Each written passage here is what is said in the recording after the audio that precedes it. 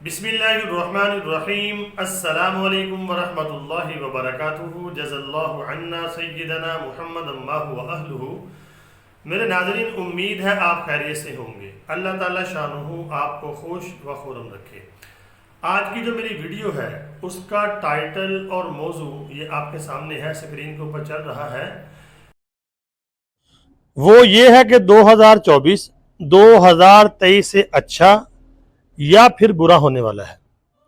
2023 تو آپ نے دیکھ لیا کیسا گزرا ہے، اس میں کیا حالات بنے ہیں، پوری دنیا میں دیکھیں یا پاکستان میں دیکھیں، تو کیا 2024 اس سے بھی برا ہونے والا ہے؟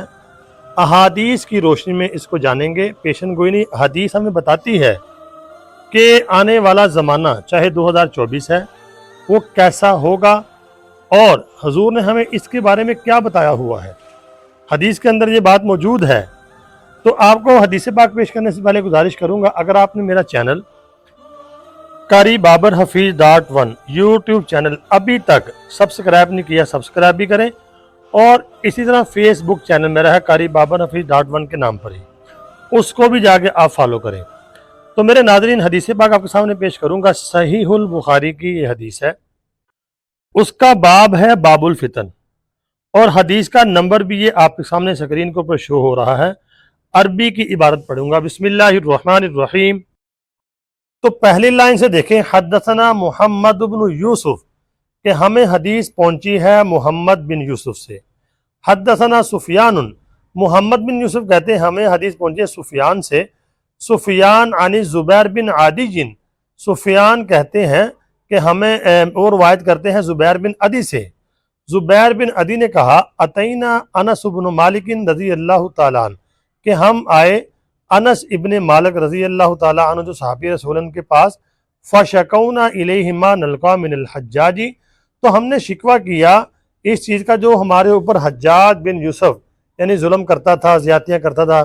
تو انس ابن مالک رضی اللہ تعالیٰ عنہ نے فرمایا فقال اصبروا، تم صبر کرو، فإنہ لا یأتی علیکم زمان، کہ بے شک نہیں آئے گا تمہارے اوپر زمانہ، الا مگر الذی، جو بھی زمانہ آئے گا اس کے بعد، بعدہ شر منہ، وہ شر سے بھرپور ہی ہوگا، اس میں شر ہی شر ہوگا۔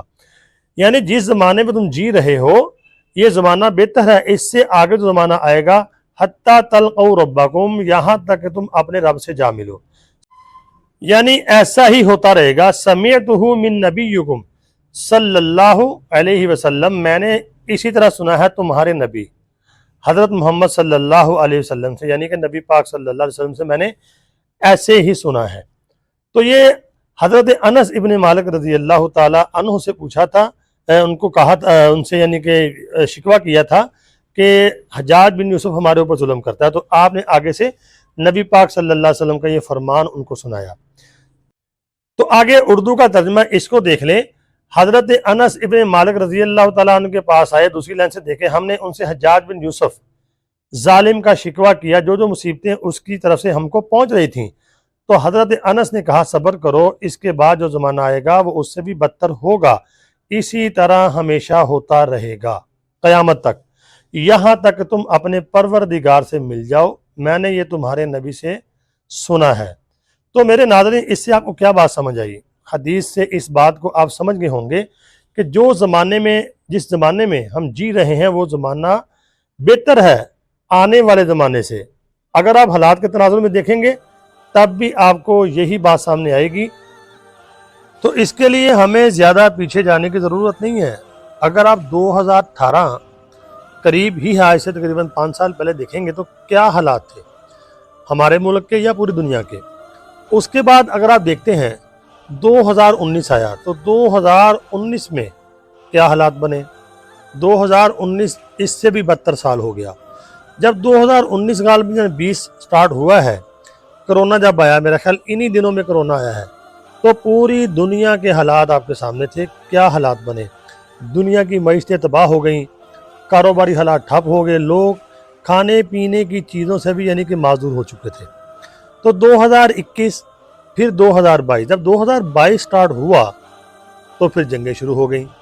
اگر آپ دیکھتے ہیں پوری دنیا میں، اگر دیکھیں گے یورپ رشیا جنگ جو ہے وہ تو 30-40 ملکوں کی چھڑ چکی ہے۔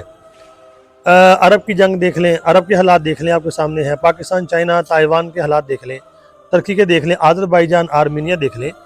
तो 2023 मेरे नाजरीन आपके सामने है, कैसा ये साल गया है। तो इसके बाद जो अब आएगा 2024, हदीस की रोशनी में अगर आप देखते हैं तो ये अच्छा साल नहीं होने वाला। 2024 में इससे भी ज़्यादा बदतर हालात होंगे। हदीस से जो हमें बात समझ आ रही है, नबी पाक सल्लल्लाहु अलैहि वसल्लम ने फरमाया जिस ज़माने में आप हैं वो ज़माना बेहतर है आइंदा आने वाले ज़माने से। तो उम्मीद है आपको ये वीडियो और हदीस पाक समझ आ गई होगी। अल्लाह ताला से दुआ करें हर वक्त, या अल्लाह पाक जैसा भी ज़माना है जिसमें हम जी रहे हैं, हर वक्त हमें अल्लाह ताला ईमान के ऊपर रखे और इस्लाम के ऊपर कायम रखे। देखें, मौत तो आनी है, किसी भी वक्त आ सकती है, तो ईमान की हालत में आए। तो मेरे नाज़रीन, उम्मीद है आपको वीडियो समझ आ गई होगी। इसको आगे शेयर ज़रूर करना और मुझे कमेंट भी करना, लाइक भी करना और चैनल को सब्सक्राइब ज़रूर करना और दुआओं में ज़रूर याद रखना। अल्लाह ताला हम सब का हामी व नासिर हो। अस्सलामु अलैकुम व रहमतुल्लाह।